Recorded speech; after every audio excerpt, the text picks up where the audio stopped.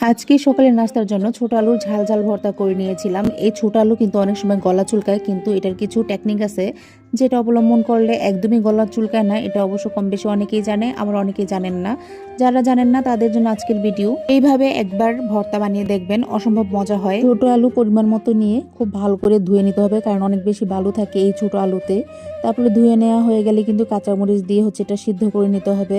তারপরে এটা একটা শুকনো কড়াইয়ে টেলে নিতে হবে। আমি খুব ভালো মতো টেলে নিয়েছি, একদম মচমচা হওয়া পর্যন্ত টেলে নেবেন। দেখবেন বাটার সময় একটা মচমচ করে আওয়াজ হয়, তাহলেই বুঝবেন আসলে আপনার আলুটা একদম সুন্দর মতো ভাজা হয়ে গিয়েছে। তারপর কয়েকটা শুকনা মরিচ নিয়ে নিতে হবে, সাথে পরিমাণ মতো লবণটাও দিয়ে দিতে হবে। শুকনা মরিচগুলো ভালো মতো পিষে নিয়ে তারপরে কাঁচামরিচ আর আলুগুলো খুব ভালো মতো পিষে নিতে হবে।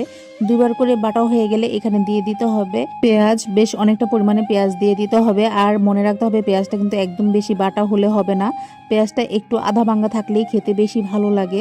পেঁয়াজটা এখন দিয়ে দিলাম, আর এটা আমি আধা ভাঙা করে বেটে নেব। তো আপনাদের যেমন প্রয়োজন সেই অনুযায়ী কিন্তু পেঁয়াজটা দিয়ে নিতে পারেন।